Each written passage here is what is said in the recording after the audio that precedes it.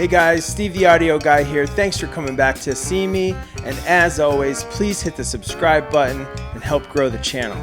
A few weeks ago, I joined my friends at Loud and Clear in Columbus, Ohio as one of the audio crew for a gig in the Round with Dave Chappelle at the Schottenstein Center.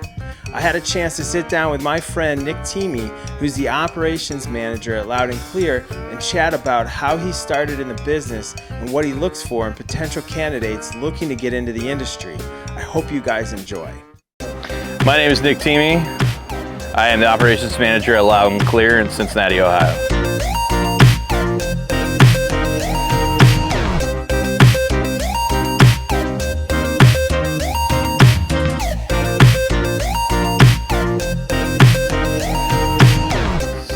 It goes way back. I was in a band and the band wasn't successful, and I ended up working at a Guitar Center, and one of the guys that worked for me ended up getting a really awesome gig and asked me if I wanted to go out and be his drum tech, so I did, and here I am.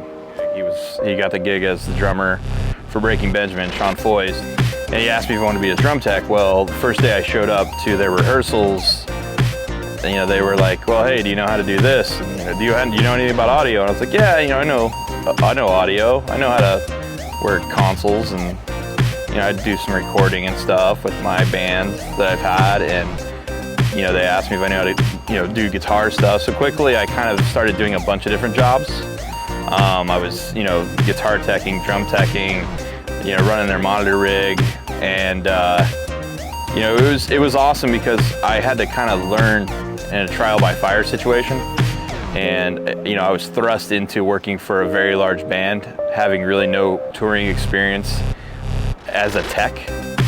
So it was a lot of figuring stuff out on the fly and learning from people that I was working around every single day. I was just a sponge. It was anything that I could learn from the front of house guy or the LD or anybody that was around. I would just soak it up, and it really was beneficial because it was like going to school, but it was like on the job training. And then, oh, by the way, you're playing arenas in front of 10,000, 12,000 people every night, and you're the headliner.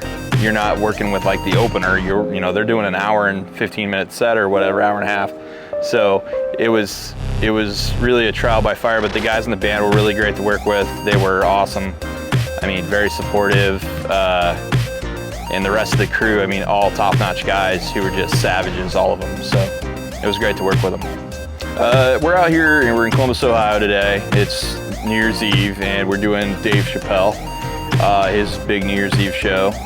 And it's gonna be pretty great. Jon Stewart's here tonight, so that'll be fun. Well, it's in the Round, as you can see, which definitely poses a lot of different challenges because it's not your typical stage at the end of an arena, with two main hangs of PA and outfills and a backstage area. We had to get a lot of the cable runs out to the center of the floor. It's definitely challenging that, and you're dealing with different issues with audio where you're hitting 360 degrees of coverage versus having to only maybe hit at most 270, with a typical arena show. So it's definitely challenging, but we've kind of gotten this show down to a science. We did the same style of production for Joe Rogan in this same arena probably 2 months ago, and it went great, and we just kind of mimicked that again, and worked out pretty good.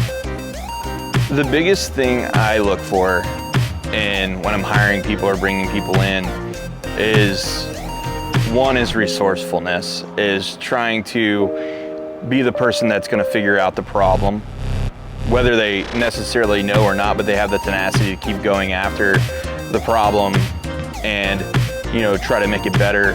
Obviously a hard work ethic. You got to be willing to put in the time. You've got to put in the hours. It's you've got to be the guy that's going to go in and tip subs and do all the heavy lifting at first. The problem with our industry is that there is a huge, massive pile of people who are, in their 30s, 40s, 50s, 60s that are like still in this business, and there's people retiring, but there's nobody filling those positions on the front end. There's no It's not like there's an Army recruiter or, you know, a roadie recruiter at a high school saying, hey, come do what we do. And a lot of people really think that this is something that's unattainable, and that it's like, how do you, you know, people ask me all the time, how do you get into this? How'd you get into doing what you were doing? And I'm like, well, I just kind of ended up there. But, you know, there's, you know, get in with your local stagehand companies, get in with your local production companies, and get in there and just be willing to put in the sweat equity. And, you know, most of them, if you're in with a good company, they'll teach you everything you need to know. You know, don't expect to get rich right out the gate, but understand that there's a very lucrative career on the other end of that if you're willing to put the work in. Yeah, I mean, definitely in a bigger production world, you know, you may work for years before you actually touch a console. I mean, I was lucky, I kind of went straight to it, but that's the exception, not the rule. You know, you gotta learn the full spectrum of the business before you can go in there and mix. And I mean, 9 out of 10 people who come in and they're like, oh yeah, I know how to mix, blah, blah, blah. And, you know, but they don't know what 3-phase power is. They don't know how, you know, wireless works. They can't coordinate RF. You know, don't get too big for your britches. You're never gonna be, look, I've had the pleasure of meeting some of the best front of house engineers, best monitor engineers in the world. And they're the guys that will literally sit there, and they've been doing it for 40, 50 years, whatever, and they're never done learning. They're always searching for a new way to get a better sound or a better mix, and you're never gonna know it all. So don't ever for a second think that you do. I don't claim to know it all. You know, I'm more of in a management role now, so I rarely touch consoles anymore.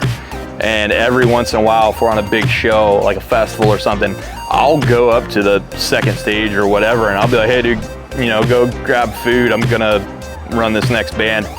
Because I have to practice, I have to, you know, work on my craft and make sure that I'm not losing my chops, because, you know, I sit in front of a laptop, you know, 40 plus hours a week. I don't get on a console, so I'm always trying to improve my methods and my knowledge. And I'm in a position where if I'm on a console, it's because all of our other people are booked on jobs. So that's kind of how it ends up. But yeah, don't ever think you're too big for your britches, because you're never gonna be. When we started the audio system design, you know, we're an acoustics company. So I kind of played around with a few different things in sound vision, which is usually where I start. I'll kind of start sound vision. I'll draw the room out if I don't already have the room in the library. And I'll start just kind of shooting boxes and see what coverage is like. You know, within the round, like right now we've got 4 hangs. In a perfect world, would like to have 6, but it's a comedy show. You know, the single voice talking, the one microphone carries pretty well with the 4 hangs, and it covers, and, you know, and it works really well. So that's kind of, we're rolling with 4 hangs of 12 K2. I think we got 16 KS28s out there right now. Obviously all running on LA Rack 2s, with an S6L 24D in front of house, running waves. As far as lighting goes, you know, it's all Tyler GT. I think we've got we've got the GLP X4Ls up there right now, some Auras, as well as some Viper profiles. And then on the stage, we've got the new, on the ground package, we've got the Strike M's from Chappelle. And I think we've got some 6-bar 1000s out there as well, just kind of to uplight. And running all of that off of a Grand MA2 full. So pretty cool, pretty fun stuff.